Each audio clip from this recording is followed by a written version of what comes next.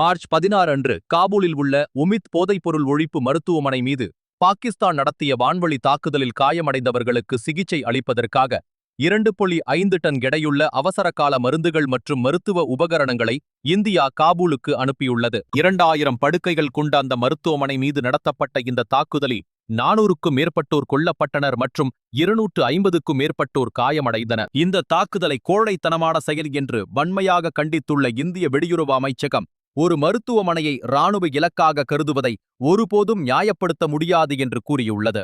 பாகிஸ்தான் ஒரு மிகப்பெரிய மனித படுகொலையை இராணுவ நடவடிக்கை என்று கூறி மறைக்க முயல்வதாகவும் இந்தியா குற்றம் சாட்டியுள்ளது. இந்த மனிதாபிமான உதவி வெறும் மருந்து பொருட்கள் சார்ந்தது மட்டுமல்ல, இது ஒட்டுமொத்த பிராந்தியத்திற்கும் இந்தியா ஒரு தெளிவான செய்தியை சொல்லியுள்ளது. ரமலான் மாதத்தில் பாகிஸ்தான் மருத்துவமனைகள் மீது குண்டு வீசி பொதுமக்களை கொள்ளும் வேளையில் இந்தியா மருந்துகளை அனுப்பி ஆப்கான் மக்களுடன் துணை நிற்கிறது. இந்த தாக்குதலை ஆப்கானிஸ்தானின் இறையாண்மை மீதான நேரடி தாக்குதல் என்றும் பிராந்திய அமைதிக்கு விடுக்கப்பட்ட அச்சுறுத்தல் என்றும் இந்தியா வர்ணித்துள்ளது. ஆப்கான் குடிமக்களை குறிவைத்து தாக்குதல் நடத்துவதை நிறுத்த சர்வதேச சமூகம் பாகிஸ்தானுக்கு அழுத்தம் கொடுக்க வேண்டும் என்றும் இந்தியா கோரிக்கை விடுத்துள்ளது. இந்தியா மற்றும் ஆப்கானிஸ்தான் இடையிலான உறவு மிகவும் ஆழமானது. 2021 தலீபான்கள் ஆட்சியை கைப்பற்றிய போதும் மற்ற நாடுகள் வெளியேறிய நிலையில் இந்தியா தனது மனிதாபிமான உதவிகள் மூலம் ஆப்கான் மக்களுடனான தொடர்பை தக்க வைத்துக் கொண்டது. கடந்த 2 தசாப்தங்களில் ஆப்கானிஸ்தானில் சாலைகள், அணைகள், மருத்துவமனைகள் மற்றும் நாடாளுமன்ற கட்டிடம் போன்றவற்றை இந்தியா கட்டிக் கொடுத்துள்ளது. ஆப்கான் மக்கள் இதனை இன்றும் நினைவில் வைத்துள்ளனர். தற்போது மருத்துவமனை தாக்குதலுக்கு உடனடி மருத்துவ உதவி வழங்கியதன் மூலம் 2 அரசாங்கங்களுக்கு இடையிலான உறவை தாண்டி 2 நாட்டு மக்களுக்கு இடையிலான பிணைப்பை இந்தியா மீண்டும் உறுதிப்படுத்தியுள்ளது. இந்த நிகழ்வின் மூலோபாய பரிமாணம் மிகவும் முக்கியமானது. பாகிஸ்தான் தற்போது பல முனைப்போர்களில் சிக்கியுள்ளது. ஆப்கான் எல்லையில் தலிபான்களுடனான போர் தீவிரமடைந்து வருகிறது. ஈரான் போரினால் ஏற்பட்ட எரிசக்தி நெருக்கடியால் பொருளாதாரம் வீழ்ந்து வருகிறது.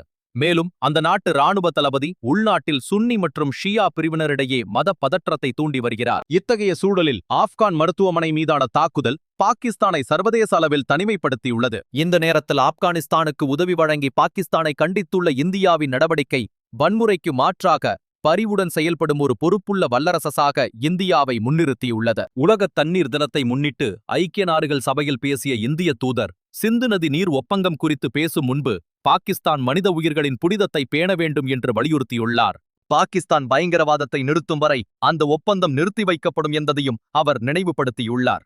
இந்தியாவில் பயங்கரவாதத்தை தூண்டுவது முதல் ஆப்கான் மருத்துவமனைகள் மீது குண்டு வீசுவது மற்றும் தனது நாட்டு ஷியா மக்களை ஒடுக்குவது வரை பாகிஸ்தானின் ஒட்டுமொத்த செயல்பாடுகளையும் இந்தியா இந்த மனிதாபிமான நெருக்கடியுடன் இணைத்து பேசுகிறது. காபூலில் இறங்கிய 2.5 டன் மருத்துவ பொருட்கள் என்பது வெறும் அவசரகால உதவி மட்டுமல்ல, அது ஒரு பிராந்திய தலைமை எப்படி இருக்க வேண்டும் என்பதற்கான இந்தியாவின் பார்வையாகும். பாகிஸ்தான் மற்றும் அமெரிக்காவைப் போல குண்டுகளையும் ஏவுகணைகளையும் ஏவாமல் மருத்துவமனைகளை கட்டுவது, மருந்துகளை அனுப்புவது மற்றும் கஷ்ட காலத்தில் மக்களுடன் துணையாக நிற்பதே இந்தியாவின் தலைமை பண்பாகும். அண்டை நாடுகளை அழிப்பதை விட அவர்களுக்கு உதவுவதே சிறந்தது என்று நம்பும் ஒரு பெரிய சக்தியாக தெற்காசியாவில் இந்தியா இன்றும் விளங்கி வருகிறது.